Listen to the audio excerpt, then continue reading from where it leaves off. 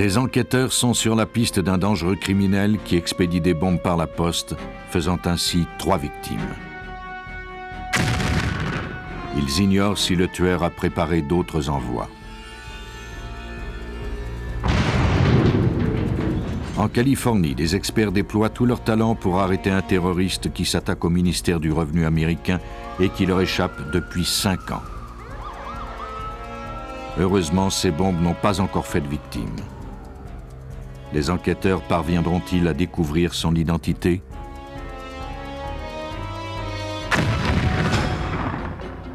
Sous les décombres, les terroristes laissent des cartes de visite que les spécialistes tentent de déchiffrer. Ils essaient ainsi de comprendre quand et comment ces criminels mettent le feu aux poudres.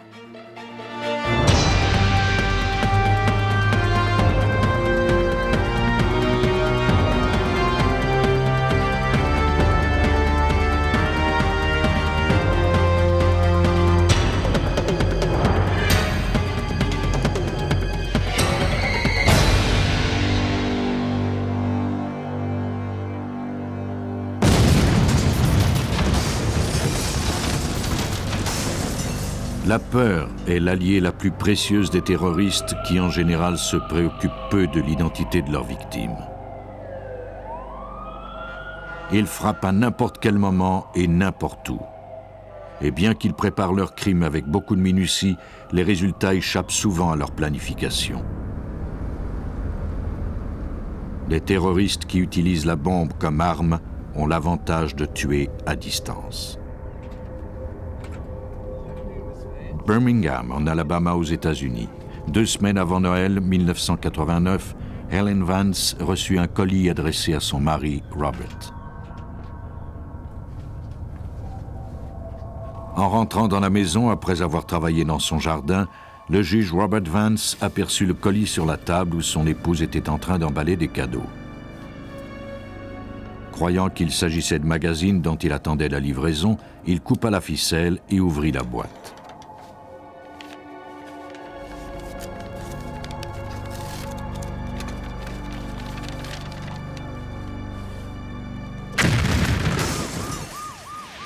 Il fut tué sur le coup.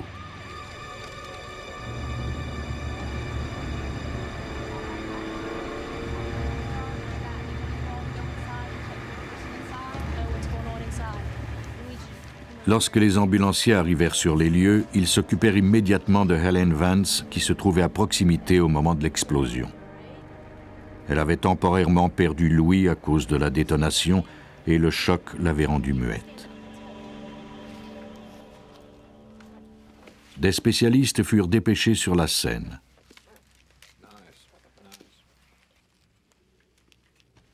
Ils recueillirent des clous qui s'étaient logés dans les murs et au plafond, des éclats de tuyaux d'acier ainsi que les restes du colis meurtrier. L'explosion avait projeté des éclats à 5800 km/h. Chaque fragment fut identifié et consigné. Seul un travail très méticuleux permettrait aux enquêteurs de mettre la main sur le tueur qui frappait à distance. Et ce tueur ne s'arrêta pas là. À Atlanta, à 250 km de Birmingham, et seulement 2 jours après le meurtre du juge Vance, un autre colis fut livré à la cour d'appel de district numéro 11. Il était adressé au bureau de l'administration. Une radiographie de routine révéla la présence d'une bombe tuyau. Saisis de panique, les agents de sécurité laissèrent tomber le colis par terre.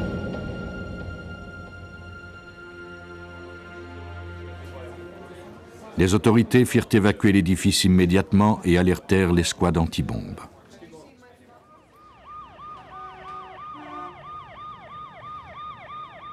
La bombe du colis d'Atlanta ressemblait en tout point à celle reçue par le juge Vance à Birmingham.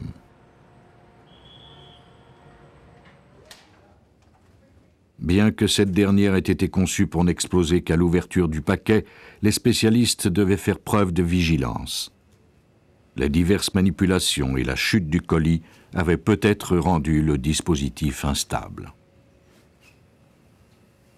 Les spécialistes portaient des vêtements en Kevlar de 5 cm d'épaisseur et pesant 35 kg. Ces habits ne les protégeaient qu'à distance car le souffle de l'explosion pouvait littéralement les écraser. La première étape consistait à photographier et à radiographier la bombe afin d'en analyser les composantes. Les spécialistes furent soulagés de constater qu'il n'y avait pas de minuterie. Cela leur laisserait le temps nécessaire, c'est-à-dire quelques heures, pour désamorcer la bombe. Ils pourraient ainsi obtenir le plus grand nombre d'indices possible sur son auteur.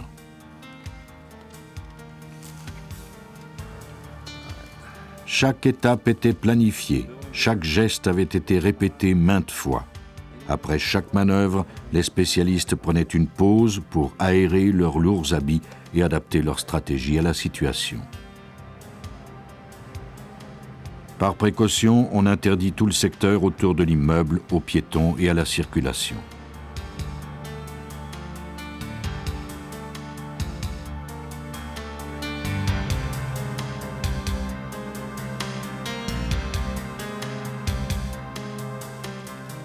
Pendant toute cette opération, les spécialistes travaillaient à main nue afin de s'assurer de la précision de leurs gestes.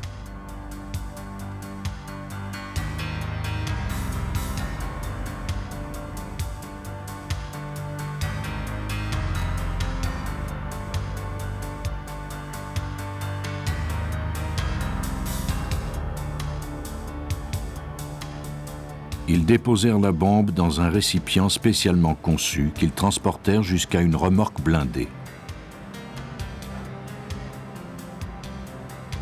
Une escorte motorisée formait une aire de sécurité autour du véhicule. Le convoi emprunta une route secondaire jusqu'au terrain d'essai de la police, situé au dépotoir municipal. La bombe fut enfin désamorcée, mais ce nouvel envoi, seulement 2 jours plus tard, sous-entendait qu'un poseur de bombes en série était à l'œuvre. L'agent Brian Roback du Bureau de l'alcool, du tabac et des armes à feu fut assigné à cette enquête. Il faut se rappeler les cibles visées. Premièrement, un juge fédéral. Deuxièmement, les employés de la cour d'appel, dont le seul rapport avec le système judiciaire était administratif.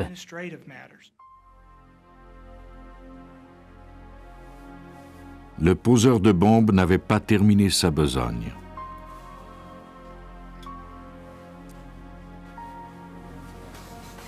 Le 18 décembre, soit le jour où la bombe d'Atlanta fut désamorcée, l'avocat Robbie Robinson reçut un colis identique à Savannah, à 400 km de là.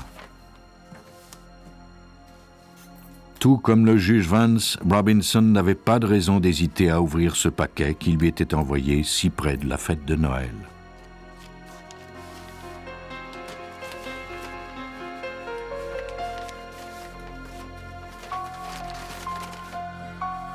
Quelques instants plus tard, il devenait la 2e victime du criminel.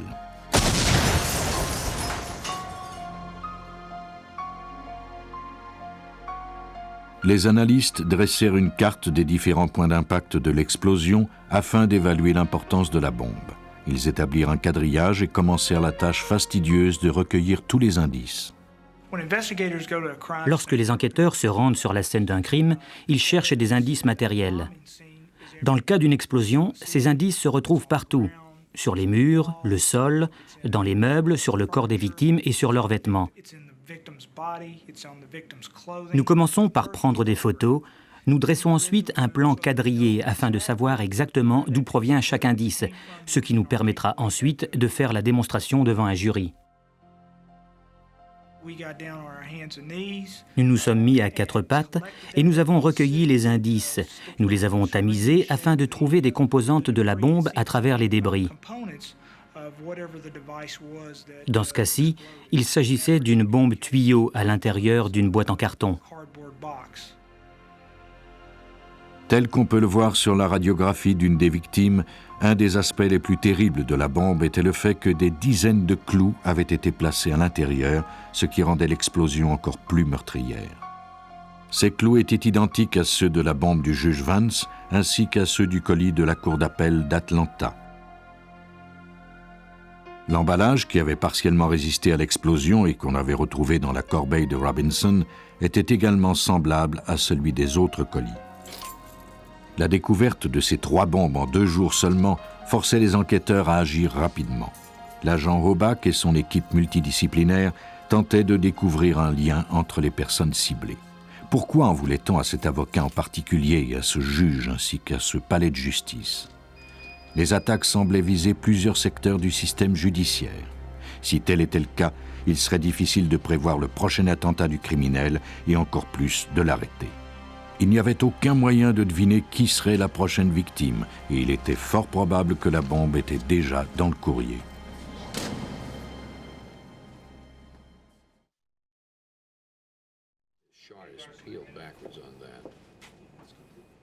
Les experts du laboratoire judiciaire d'Atlanta analysèrent les clous, morceaux de tuyaux, fils électriques et restes du colis. Ils notèrent chaque détail. Toute marque, fragment de logo, d'emballage pouvait les mener à un fabricant ou un fournisseur et peut-être même un suspect. Malheureusement, les éléments qui n'avaient pas été détruits par l'explosion ne fournissaient pas d'informations valables.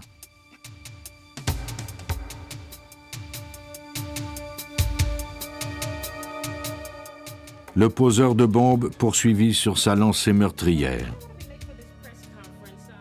Heureusement, Willie Dennis, elle, avait été trop occupée pour ouvrir son courrier le 18 décembre.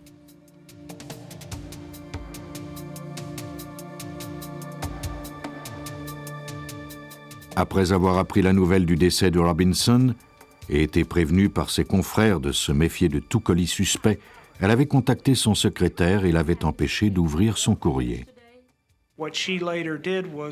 Elle a ensuite téléphoné au bureau du shérif de Jacksonville et leur a demandé d'analyser un colis qu'elle trouvait suspect.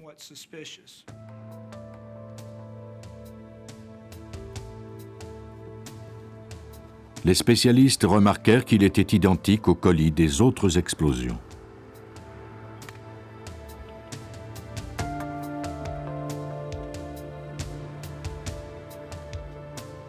Ils en firent photo et radiographie et constatèrent que leurs soupçons étaient justifiés.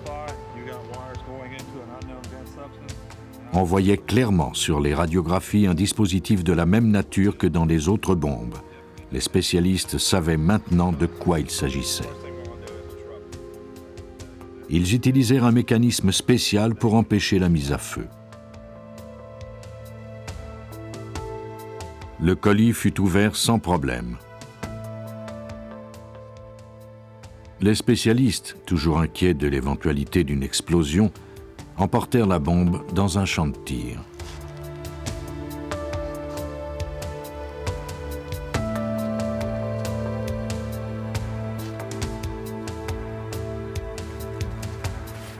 Là-bas, ils purent enfin l'analyser et la désamorcer.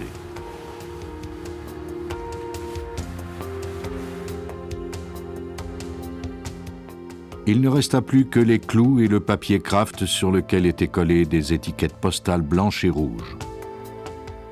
Comme la plupart des poseurs de bombes, le criminel avait mis plus de timbres que nécessaire afin d'être sûr que le colis soit livré. Cet envoi contenait également quelque chose d'inattendu, un paquet de lettres haineuses dont une copie d'une lettre de menace envoyée à une chaîne de télévision de Jacksonville. Le cachet de la poste indiquait qu'elle avait été envoyée à partir d'un bureau de poste d'Atlanta, en Géorgie. Les preuves commençaient à s'accumuler. La teneur de ces lettres donnait à penser que le suspect était peut-être membre d'un groupe d'extrême droite. L'ATF forma une escouade spéciale pour déjouer le poseur de bombes. Terry Pelfrey, un spécialiste en explosifs du service d'enquête de Géorgie, fut convoqué à la réunion mensuelle du groupe. Mon rôle dans cette enquête était d'avant tout d'examiner les groupes d'extrême droite de Géorgie. Cela incluait le Ku Klux Klan, les membres de Nation Aryenne, les membres du mouvement de l'Église de l'identité chrétienne, ainsi que les skinheads. Nous avions des informateurs dans chacun de ces groupes. Certains de ces indicateurs avaient réussi à devenir dans ces groupes des grands dragons, c'est-à-dire des chefs du Ku Klux Klan. Et il n'y avait eu aucune discussion au sein de ces groupes qui aurait laissé entendre la présence de suspects parmi eux.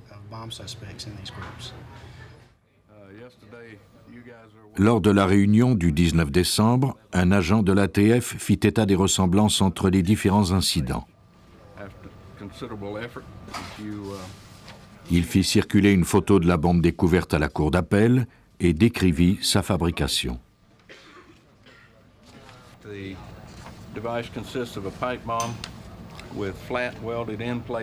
La description éveilla l'attention de l'expert Lloyd Irwin de l'ATF. Cela lui rappelait une bombe qu'il avait vue en 1972.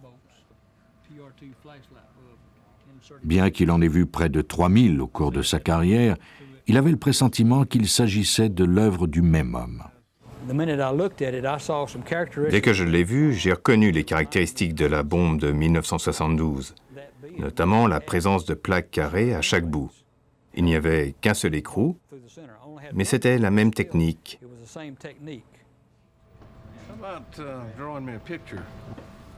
Irwin n'en avait pas revu de semblable depuis plus de 15 ans. Il dressa de mémoire un croquis de la bombe de 1972. On finit par savoir que même si un homme a changé sa technique, il travaillera à peu près de la même façon parce qu'il sait que cela a déjà fonctionné. Pourquoi changer sa méthode quand on sait qu'elle fonctionne? Il pourra la modifier, mais il y aura toujours des ressemblances avec ce qu'il a déjà fait. Pour Irwin, il ne faisait aucun doute que ces bombes-ci portaient la signature du poseur de bombes de 1972. Tout de suite après la réunion, il contacta le détective Oback. Lloyd Irwin m'a donc contacté au bureau pour m'aviser que durant toutes ces années où il avait été mêlé à ce type d'enquête, il n'avait vu qu'un seul autre mécanisme comme celui de cette bombe.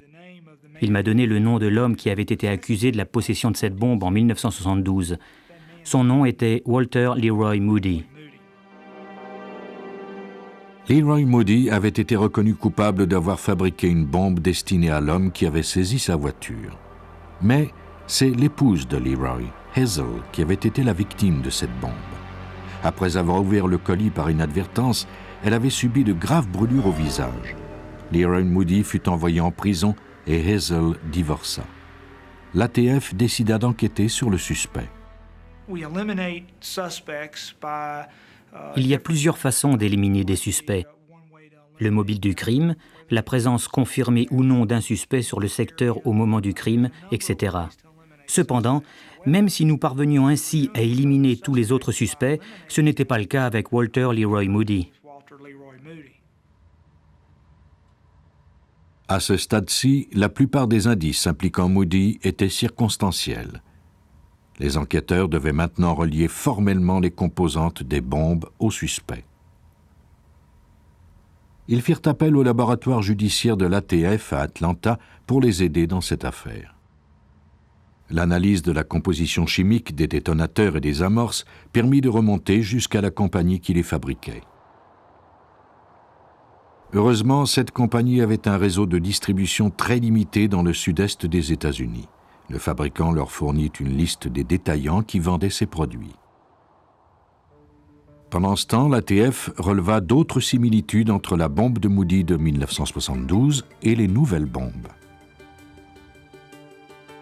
On retrouvait dans toutes les bombes des boîtes en carton, des tuyaux de métal dotés de plaques carrées à chaque bout et d'une tige, des piles et une ampoule de lampe de poche. Les spécialistes recréèrent ces bombes et les mirent à feu afin de fournir le plus d'informations possible aux enquêteurs.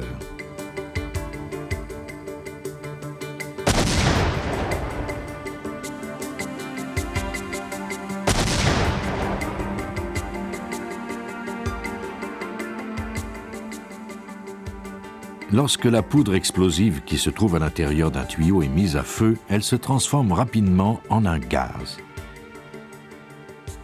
La pression qui en résulte est énorme.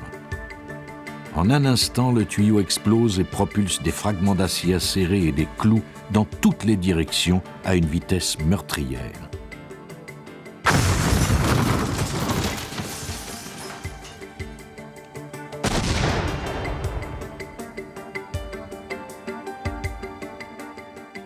La personne qui avait fabriqué ces bombes avait tout mis en œuvre pour maximiser leur force destructrice.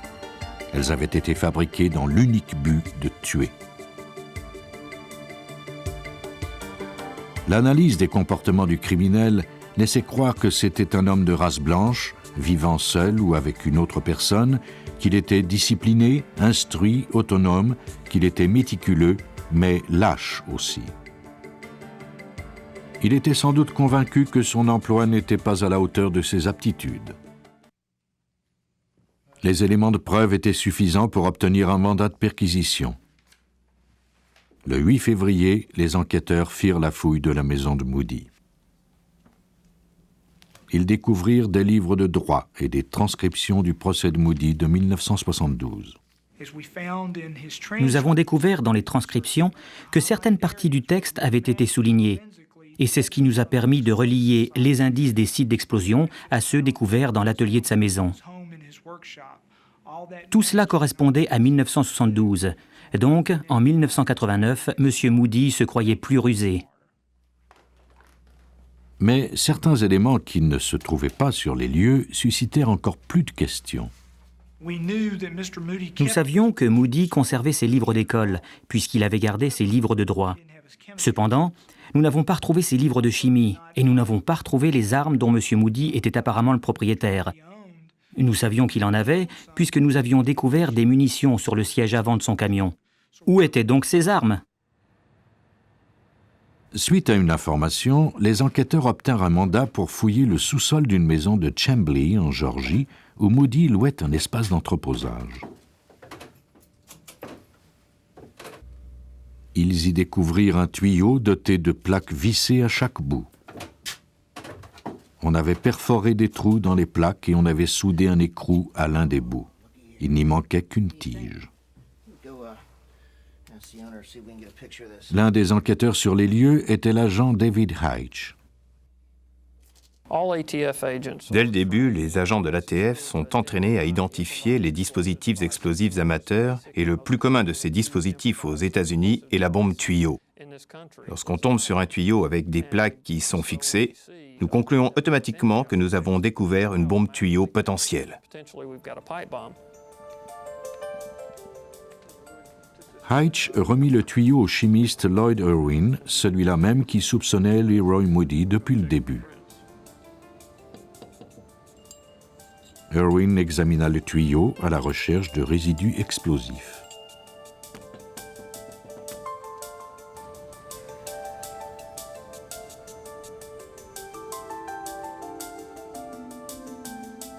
Son analyse ne révéla que des traces de rouille.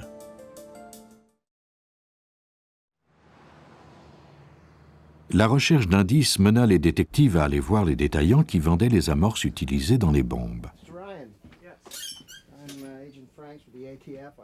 Ils se rendirent chez un détaillant d'armes du nom de Shooting Iron, à Griffin, en Géorgie.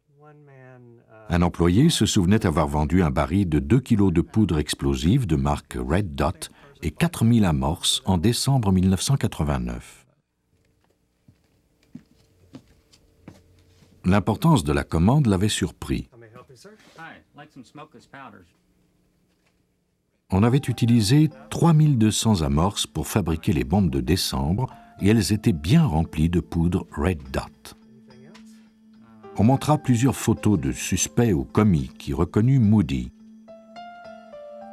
Les enquêteurs pressentaient qu'ils étaient sur la bonne voie. Le 10 juillet 1990, Leroy Moody fut arrêté et mis en prison. La police arrêta également son épouse, Susan, pour complicité, mais elle fut remise en liberté sous caution. Mais quel était son motif?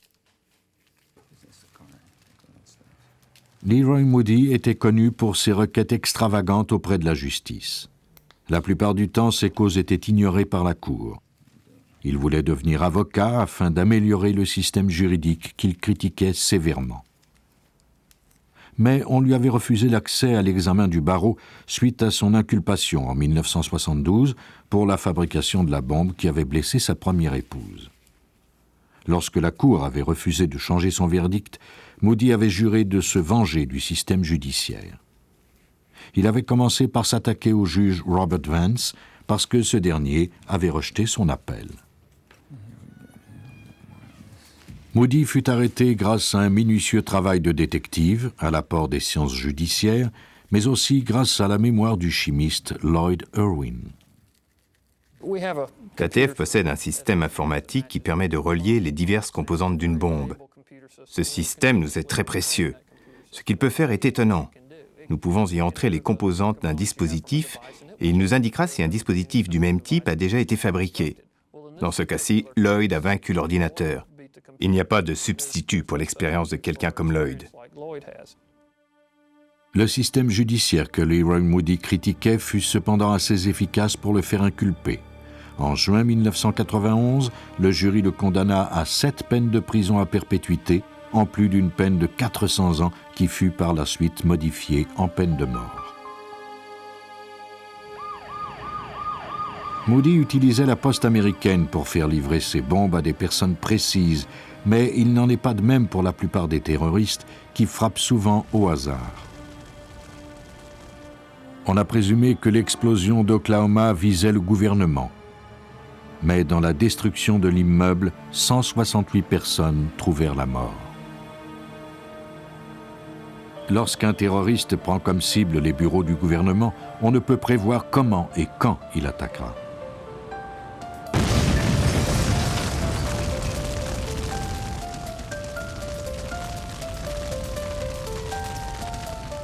Dans la nuit du 22 février 1990, les pompiers de Los Angeles reçurent un appel de routine par lequel on les alertait qu'un pick-up était en feu tout près de la caserne.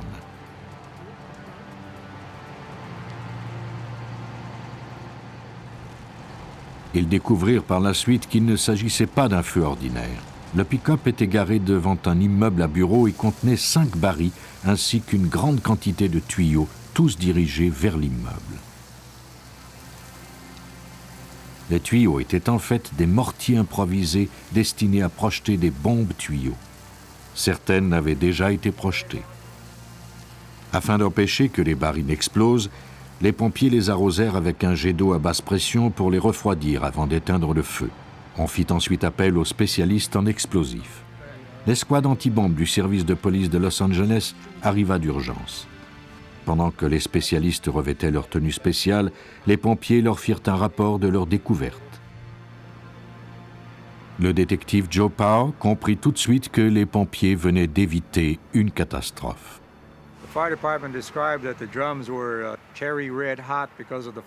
Les pompiers m'ont dit que les barils étaient chauffés à blanc et qu'ils avaient éteint le feu avec leurs boyaux habituels. Les pompiers ont eu de la chance qu'il n'y ait pas eu de détonation au moment de cette opération. La principale préoccupation de Power était de s'assurer qu'il n'y avait pas d'autres bombes ou d'autres pièges. Il inspecta le 5e étage de l'immeuble où des fenêtres avaient été brisées par le tir des mortiers. Les bombes s'étaient logées dans les bureaux de l'impôt situés au 5e étage. Heureusement, les dommages étaient minimes. Accompagné de son adjoint, il s'approcha ensuite prudemment du véhicule.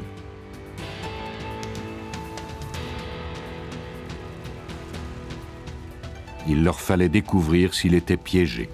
Leur priorité était d'abord d'assurer la sécurité publique. Une fois le secteur évacué, nous avons prélevé des échantillons de chaque baril. Nous les avons d'abord visuellement examinés, puis expédiés au laboratoire pour déterminer leur composition chimique.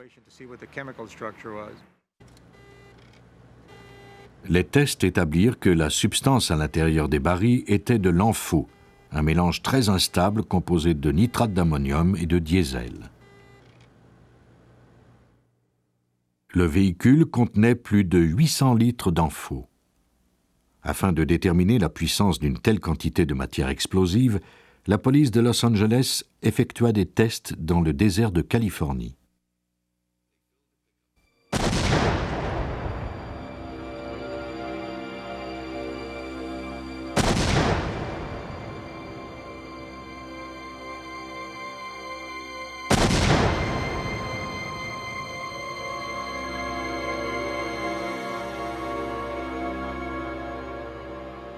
La destruction du véhicule avait été totale.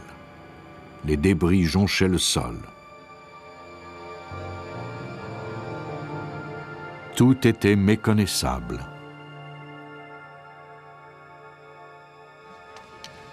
Si le même scénario s'était produit dans une ville, la destruction aurait été catastrophique, selon l'agent Nick Boone du FBI.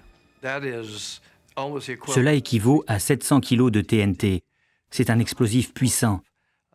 L'explosion se serait produite dans toutes les directions et aurait causé beaucoup de dégâts sur plusieurs pâtés de maison. Et cette explosion aurait été encore plus dévastatrice si le pick-up avait été garé dans un parking souterrain. L'effet aurait été aussi catastrophique qu'à Oklahoma City. Fait étonnant, ce même parking avait été le théâtre d'un acte de terrorisme 2 ans plus tôt. Là aussi, on avait empêché l'explosion de peu.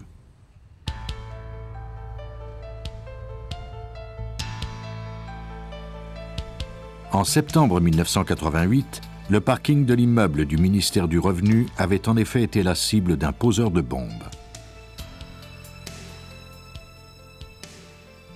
Le détective Powell et l'escouade anti-bombes avaient désamorcé des bombes dans une Toyota 1971 à cette même adresse. Le véhicule contenait un réservoir rempli d'infos. Il y avait aussi un piège sous l'essieu arrière de la voiture. Si on la déplaçait, l'incendie se déclenchait. Le coffre arrière du véhicule était également rempli de bombes tuyaux. L'escouade anti-bombe découvrit que les bidons d'essence et les bouteilles de détergent posées sur la banquette arrière contenaient de l'ammoniac et de l'eau de javel. Ils étaient destinés à remplir l'endroit d'une fumée toxique. Les bombes furent désamorcées sans mal. Selon un rapport de police, la voiture avait été volée dans le parking de la Ford Aerospace, mais la piste ne menait pas plus loin. Mais cette situation allait changer. 6 mois plus tard, la société électrique qui desservait le secteur fit la découverte de 4 bombes fixées sur des pylônes à haut voltage derrière le même immeuble. Les bombes explosèrent, causant des dommages mineurs. Mais cet immeuble n'était pas la seule cible du terroriste. Les bombes sur le pylône ressemblaient à une autre bombe découverte 8 mois plus tôt, à 80 km de là. Une minuterie et un baril rempli d'infos avaient été fixés à la base d'un pylône qui desservait un autre immeuble du ministère du Revenu, celui-là à Laguna Niguel, en Californie. L'escouade anti-bombe parvint à la désamorcer. Le lien entre les explosions était évident.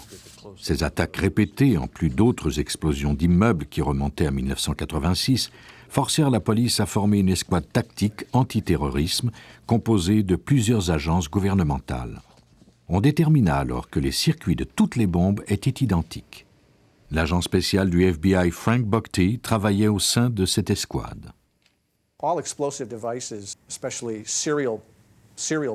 Tous les dispositifs explosifs, en particulier ceux des poseurs de bombes en série, ont une signature ou un type de fabrication qui est propre aux poseurs de bombes. Lors d'une série d'explosions inexpliquées, si nous examinons la façon dont les bombes sont fabriquées, il sera assez facile de déterminer s'il s'agit du travail de la même personne en se basant sur la façon dont la bombe est assemblée.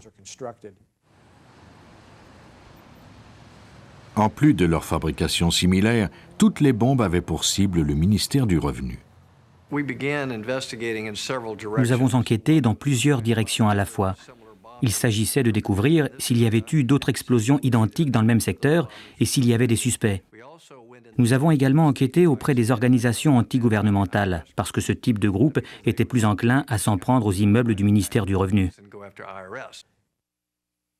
Un indice arriva par le courrier.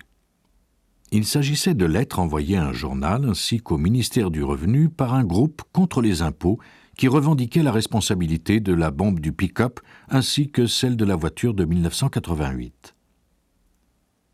Boone était convaincu de leur authenticité parce qu'elles contenaient des informations au sujet des bombes qui n'avaient jamais été dévoilées publiquement.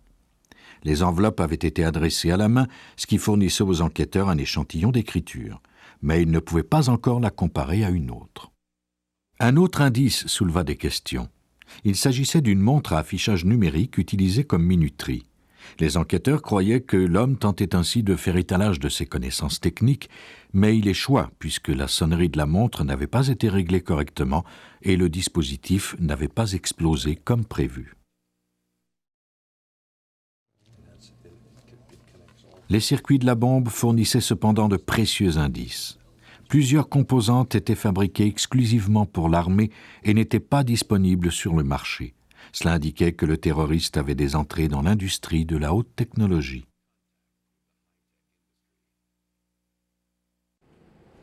La voiture utilisée lors de l'explosion dans le parking souterrain en 1988, qui avait été volée à la Ford Aerospace, fournissait une piste à Bob Nelson de la police de Los Angeles. Nous avons appris plus tard, pendant l'enquête, alors que nous analysions les composantes, que certains fils et composantes électroniques provenaient directement de la Ford Aerospace.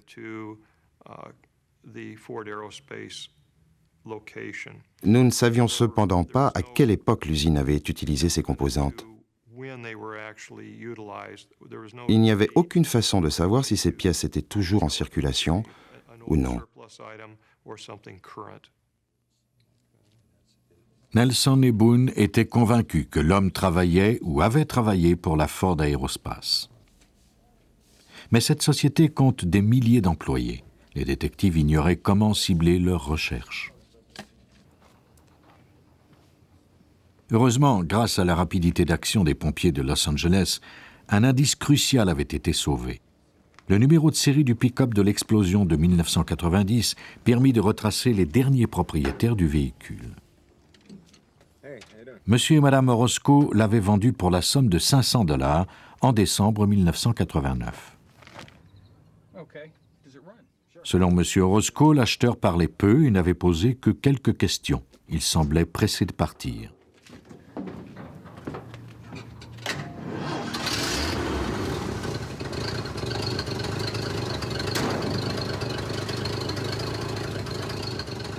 Il ne négocia pas le prix et paya comptant. Il signa le formulaire sous le nom de James T. Harmon.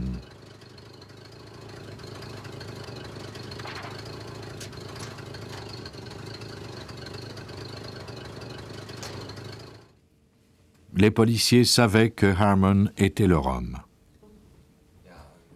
Mais à quoi ressemblait-il ? Un artiste légiste muni d'un identikit rencontra les Orozco afin de créer un portrait composite. L'identikit permet de superposer le nez, les yeux et autres caractéristiques faciales. L'artiste créa une image du suspect à partir des souvenirs des témoins.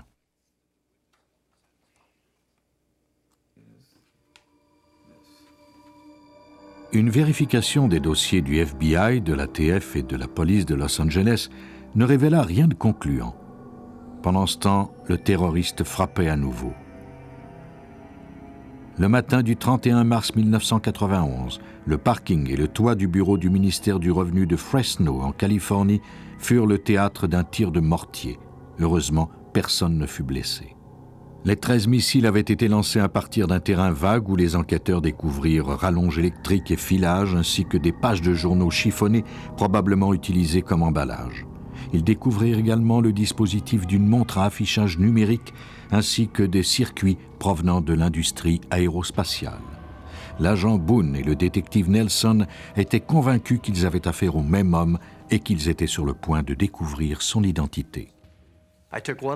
J'y ai jeté un coup d'œil, j'ai vu plusieurs de nos composantes et j'ai su que c'était le même terroriste. Mais cette fois-ci, il avait commis l'erreur qui ferait avancer notre enquête. Une de ces composantes était une sorte de dissipateur de chaleur. Il s'agit d'une pièce de métal qui disperse tout simplement la chaleur.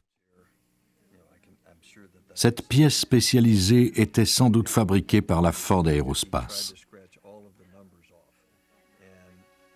Boone devait trouver plus d'informations, mais toutes les personnes de l'usine n'étaient-elles pas des suspects potentiels? Les ingénieurs de la direction ne lui apportèrent pas les réponses espérées. Il prit alors le risque de montrer la pièce à l'ingénieur responsable de l'assemblage. Il a pris un couloir, puis un autre. Il a ensuite ouvert une boîte et m'a tendu une pièce identique. Je ne peux vous dire comment je me suis senti à ce moment-là. Ce fut le moment le plus excitant de l'enquête. J'ai également pris conscience que je me tenais là, la pièce entre les mains, et que le terroriste était peut-être là, à quelques pas, à la chaîne d'assemblage, ou que c'était l'un des ingénieurs de l'autre côté du couloir. Nous avons quitté l'endroit le plus rapidement possible. Les numéros de série des pièces avaient été limés, mais les composantes portaient une marque de peinture rouge. Cela signifiait qu'elles avaient un défaut de fabrication et qu'elles avaient été mises de côté, ce qui réduisait considérablement le champ des recherches. Seulement 84 de ces pièces avaient été fabriquées. 9 d'entre elles avaient été retirées de la chaîne de fabrication. Donc, nous avions 4 pièces sur 9 dans le monde entier. Les enquêteurs montrèrent le portrait composite au directeur du laboratoire des normes de qualité, d'où provenait le dissipateur de chaleur. Ce dernier ne reconnut pas le visage et déclara ne pas connaître non plus de James Harmon. Qui était cet homme? Les détectives savaient qu'ils étaient sur la bonne voie, mais ils ignoraient toujours l'identité du terroriste. Prévoyait-il une autre attaque? Allait-il frapper bientôt?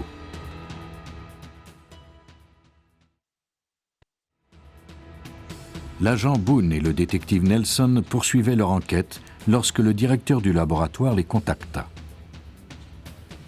Après y avoir réfléchi, il lui semblait reconnaître le visage du composite. Il ressemblait à un ingénieur d'un des laboratoires, un homme du nom de Dean Harvey Hicks.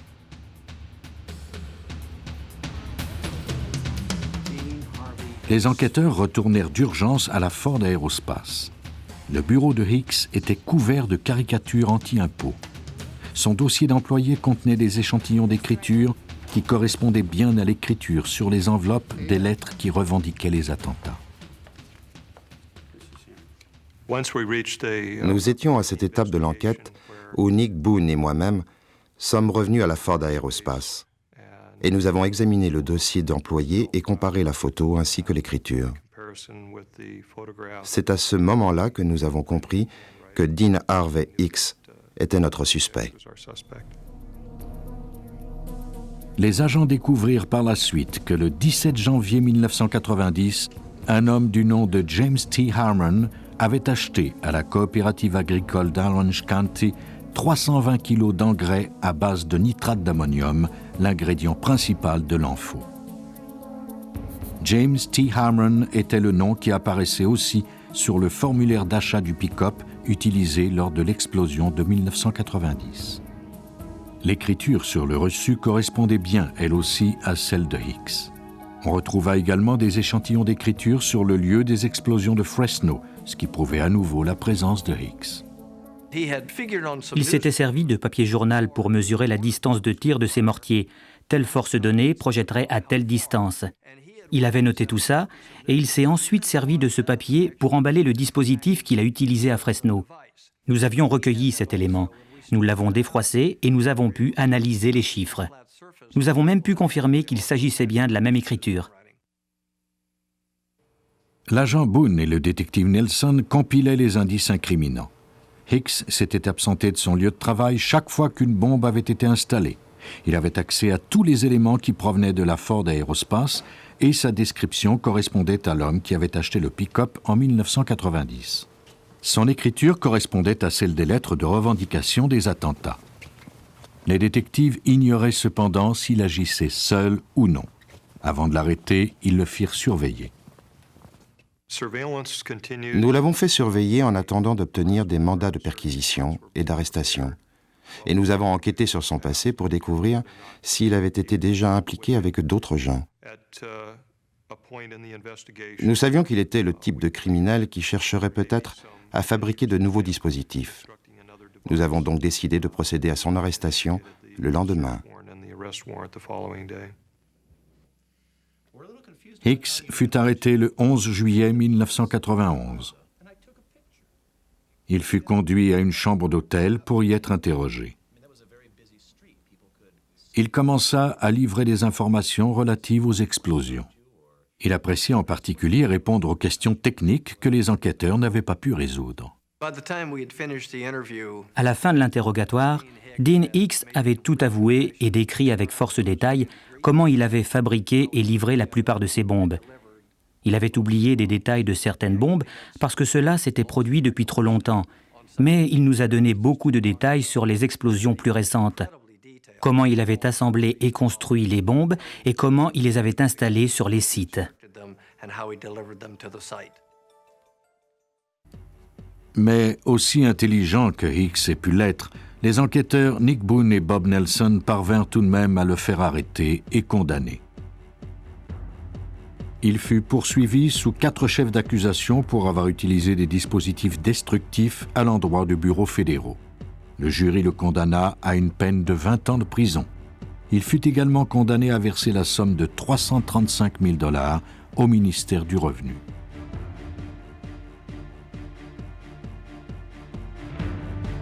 Les crimes de Dean Harvey Hicks et de Leroy Moody ressemblaient à des actes politiques, mais ils n'étaient en fait que des vendettas personnels.